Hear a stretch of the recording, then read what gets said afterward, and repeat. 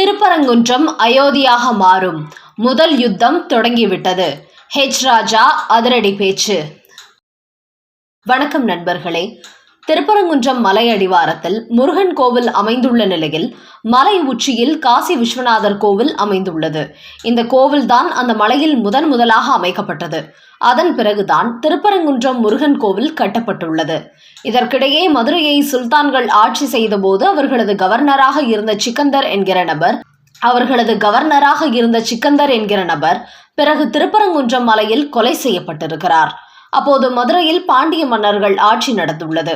அதன் பிறகுதான் இஸ்லாமியர்கள் அந்த இடத்தில் மசூதி கட்டியுள்ளார்கள். அதுதான் சிக்கந்தர் தர்காவாக மாறியிருக்கிறது. இந்த தர்காவில் ஆடு கோழிகளை பலியிட்டு வழிபாடு செய்த சம்பவம் தான் தற்போது சர்ச்சையை ஏற்படுத்தி வருகிறது. தற்போது தமிழகத்தில் முஸ்லிம்களின் ஆதரவு பெற்ற திமுக ஆட்சி நடந்து கொண்டிருப்பதால் தங்களது ஆளுமையை அதிகப்படுத்த வேண்டும் என்று திட்டமிட்டு இஸ்லாமியர்கள் அங்கு மிகப்பெரிய அளவில் முஸ்லிம் மாநாடு நடத்தவும் திட்டமிட்டுள்ளார்களாம். அது மட்டுமின்றி இந்த தர்கா மட்டுமின்றி அடுத்து திருப்பரங்குன்றம் மலை மொத்தத்தையும் வக்புக் வாரியத்துக்குள் கொண்டு வர திட்டம் தீட்டப்பட்டு வருகிறதாம். இது குறித்த தகவல் வெளியானதும் தான் ஒட்டுமொத்த இந்த அமைப்புகளும் குதித்து எழுந்து விட்டார்கள். ஆனால் திமுக அரசோ இஸ்லாமியர்களை பாதுகாக்க முயற்சி செய்து வருகிறது. அதன் காரணமாக மதுரை உயர்நீதிமன்றத்தில் அனுமதி பெற்று நேற்று இந்து முன்னணி சார்பில் மதுரை மாவட்டத்தில் உள்ள பழங்காநத்தத்தில் 1 மணி நேரம் ஆர்ப்பாட்டம் நடைபெற்றது. இந்த ஆர்ப்பாட்டத்தில் பேசிய பாஜகவின் மூத்த தலைவர் ராஜா, தமிழ்நாட்டில் இந்துக்கள் ஒன்று சேரக்கூடாது, எழுச்சி பெறக்கூடாது என்று திமுக அரசியல் செய்து வருகிறது. ஆனால் இப்போது அதையெல்லாம் இந்து மக்கள் அடித்து உடைத்து எரிந்து விட்டார்கள். அதன் காரணமாகவே இந்த ஆர்ப்பாட்டத்திற்கு தமிழகம் முழுக்க இருந்து இந்து பக்தர்கள் திரண்டு வந்துள்ளார்கள். இனிமேல் இந்துக்களை திராவிட திமுக ஆட்சியினால் எதுவும் செய்துவிட முடியாது. அதோடு உத்தரப்பிரதேசத்தில் இதுபோன்றுதான் நடந்தது. இதன் காரணமாகவே அங்கு இந்து விரோத அரசுகள் எதுவுமே ஆட்சிக்கு வர முடியவில்லை. அதனால் அடுத்து தமிழ்நாட்டிலும் அது நடக்கப் போகிறது. இந்து விரோத கட்சியான திமுக இனிமே எக்காரணம் கொண்டும் தமிழ்நாட்டில் ஆட்சிக்கு வர முடியாது.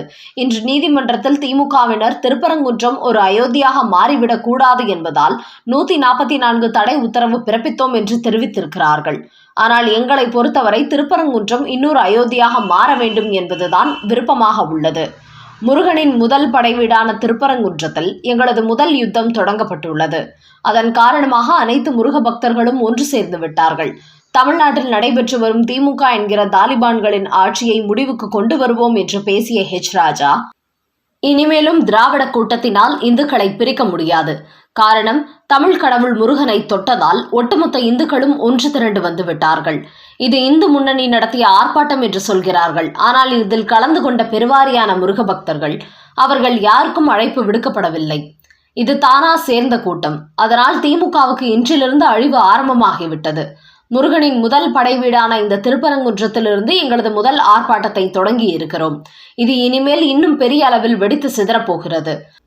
திமுக ஆட்சி முடிவுக்கு வரும் வரை இந்த போராட்டம் வீரியம் அடைந்து கொண்டே இருக்கும் என்று ராஜா அதிரடியாக பேசியுள்ளார். அடுத்த செய்தி. திருப்பரங்குன்றம் மலை வக்புக் வாரியத்துக்கு சொந்தமா? உளவுத்துறை கொடுத்த அதிர்ச்சி ரிப்போர்ட். பின்னணியில் நடந்த சீக்ரெட் சம்பவம். தமிழகம் வரப்போகும் டெல்லி டீம். மு.க. ஸ்டாலினுக்கு நோட்டீஸ் அனுப்பிய அமித்ஷா, ஜே.பி. நட்டா. இந்தியாவில் உள்ள இஸ்லாமியர்களை பொறுத்தவரை ஒட்டுமொத்த இந்திய வரைபடத்தையே தங்களது வக்புக் வாரியத்துக்குள் கொண்டு வந்துவிட வேண்டும் என்கிற நோக்கத்தில் சதி வேலைகளில் ஈடுபட்டு வருகிறார்கள். அவர்களுக்கு ஆதரவாக காங்கிரஸ், திமுக உள்ளிட்ட கட்சிகள் தொடர்ந்து செயல்பட்டு கொண்டிருக்கிறார்கள். இதன் காரணமாகவே திரைமறைவில் இஸ்லாமிய தீவிரவாதிகள் அதிர்ச்சிகரமான வேலைகளை எல்லாம் செய்து வருகிறார்கள். அந்த வகையில் அடுத்தபடியாக திருப்பரங்குன்றம் மலையையும் முழுமையாக வக்புக் வாரியத்துக்குள் கொண்டு வரும் சூழ்ச்சிகள் நடைபெற்று வருவதாக தகவல் வெளியாகியுள்ளன. இதுகுறித்த சீக்ரெட் தகவல்கள் வெளியானதை அடுத்துதான் இந்த அமைப்பு பொங்கி எழுந்திருக்கிறார்கள். குறிப்பாக இஸ்லாமியர்கள் வக்புக் வாரியத்தை வைத்துக்கொண்டு இந்துக்களின் சொத்துக்களை எல்லாம் தங்களது வாரியத்தில் இழுத்து போட்டு வருகிறார்கள். இது நீண்ட காலமாக நடைபெற்று வருகிறது. அதனால்தான் மத்திய அரசு வகுப்பு வாரிய சட்ட திருத்த மசோதாவை கொண்டு வந்துள்ளது. இதன் காரணமாக சட்டத்தை மீறி இவர்கள் வக்புக் வாரியத்திற்குள் கொண்டு வந்துள்ள அத்தனை சொத்துக்களும் கூடிய சீக்கிரமே மீட்கப்பட உள்ளது. அந்த வகையில் இதுவரை அவர்கள் அபகரித்து வைத்திருக்கும் 50% நிலங்கள் அரசுடைமையாக்கப்படும் என்றும் தகவல்கள் வெளியாகியுள்ளன. இந்த நிலையில்தான் முருகனின் முதல் படைவீடான திருப்பரங்குன்றம் மலையையே கந்தர் மலை என்பதிலிருந்து மாற்றி சிக்கந்தர் மலையாக்கிவிட வேண்டும் என்று இஸ்லாமியர்கள் திமுகவின் ஆதரவுடன் படுபயங்கரமான வேலைகளை எல்லாம் செய்து வருகிறார்களாம்.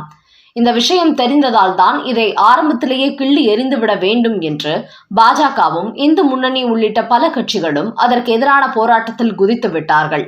ஆனால் திமுகவும் தங்களது இஸ்லாமியர்களுக்கு இந்துக்கள் இறங்கிவிட்டதால் இந்த போராட்டத்தை நடத்தவிடக் கூடாது என்பதற்காகவே 144 தடை உத்தரவை பிறப்பித்தார்கள்.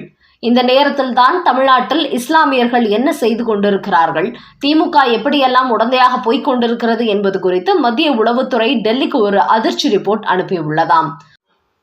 அந்த ரிப்போர்ட்டில் தான் தற்போது சிக்கந்தர் தர்கா அமைந்துள்ள பகுதி வக்புக் வாரியத்துக்குள் இருக்கும் நிலையில் அந்த ஏரியாவை படிப்படியாக அதிகப்படுத்தி எதிர்காலத்தில் அந்த மலையை சிக்கந்தர் மலையாக அறிவிக்க வேண்டும் என்கிற நோக்கத்துடன் வேலைகள் நடப்பதாகவும், இந்த விஷயத்தில் இஸ்லாமியர்களுக்கு திமுக அரசு முழு துணையாக இருந்து வருவதாகவும் உளவுத்துறை அந்த ரிப்போர்ட் தெரிவித்துள்ளதாம். இதையடுத்துதான் மத்திய அமைச்சர்கள் அமித்ஷா, JP நட்டா ஆகியோர் தமிழக அரசுக்கு ஒரு அவசர நோட்டீஸ் அனுப்பியுள்ளார்கள். அதில் தமிழ்நாட்டில் 144 தடை உத்தரவு சட்டம் போட்டதின் பின்னணி என்ன, சட்டம் ஒழுங்கு கெட்டு போய்விட்டதா, எந்த அடிப்படையில் இந்த உத்தரவு பிறப்பிக்கப்பட்டது என்பது குறித்த முழு அறிக்கையை தங்களுக்கு அனுப்புமாறு தெரிவித்துள்ளார்களாம். என்றாலும் மத்திய அரசை பொறுத்தவரை தமிழக காவல்துறை மீது நம்பிக்கை இழந்து விட்டார்கள்.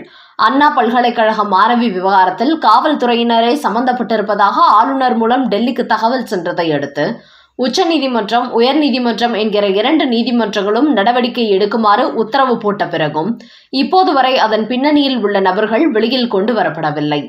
அந்த வகையில் திமுக அரசுக்கு சாதகமாக செயல்பட வேண்டும் என்பதற்காக காவல்துறை தவறான கோணத்தில் செயல்பட்டுக் கொண்டிருக்கிறார்கள் என்று கருதும் டெல்லி மேலிடம் இந்த விவகாரத்தில் தமிழக காவல்துறையை விட உளவுத்துறையை அதிகமாக நம்பியிருக்கிறார்களாம். அதனால் தமிழ்நாட்டில் திருப்பரங்குன்றத்தில் எப்படிப்பட்ட சம்பவங்கள் நடந்து கொண்டிருக்கிறது, வக்புக் வாரியத்தின் பின்னணியில் யார் யார் இருக்கிறார்கள், இதில் திமுகவின் நிலைப்பாடு என்ன என்பது குறித்த மற்ற ஆதாரத்தையும் கேட்டுள்ளார்களாம். இதன் காரணமாகவே தற்போது மத்திய உளவுத்துறை இந்த விவகாரத்தில் அதி தீவிரமாக களமிறங்கியிருக்கிறது. அதனால் அடுத்தடுத்து திருப்பரங்குன்றம் மலை விவகாரத்தில் வக்புக் வாரியம் என்னென்ன சீக்ரெட் வேலைகளை எல்லாம் செய்து வைத்திருக்கிறது, என்னென்ன குளறுபடிகள் எல்லாம் நடந்து கொண்டிருக்கிறது என்பதை வெளிச்சத்திற்கு வரப்போவதாக தெரிய வந்துள்ளது.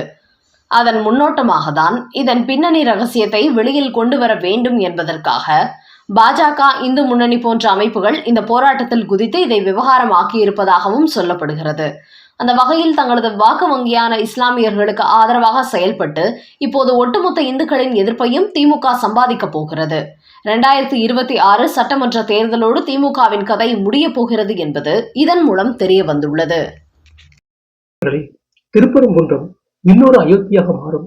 எங்களது முதல் யுத்தம் முருகனின் முதல் படை வீடான திருப்பரங்குன்றத்திலிருந்து தொடங்கியிருக்கிறது என்று பாஜகவின் ராஜா ஆவேசமாக பேசியிருப்பது மற்றும் திருப்பரங்குன்ற மலையை இஸ்லாமியர்களின் வக்பு வாரியத்துக்குள் முழுமையாக கொண்டு செல்ல திரைமறைவில் நடக்கும் சீக்ரெட் சமூகத்தை உளவுத்துறை டெல்லிக்கு தெரிவித்திருப்பதை அடுத்து தமிழக அரசுக்கு மத்திய அமைச்சர்கள் அமித்ஷா, JP நட்டா ஆகியோர் நோட்டீஸ் அனுப்பியிருப்பது குறித்த உங்களோட கருத்துக்களை கமெண்ட் பாக்ஸில் பதிவிடவும். நன்றி, வணக்கம்.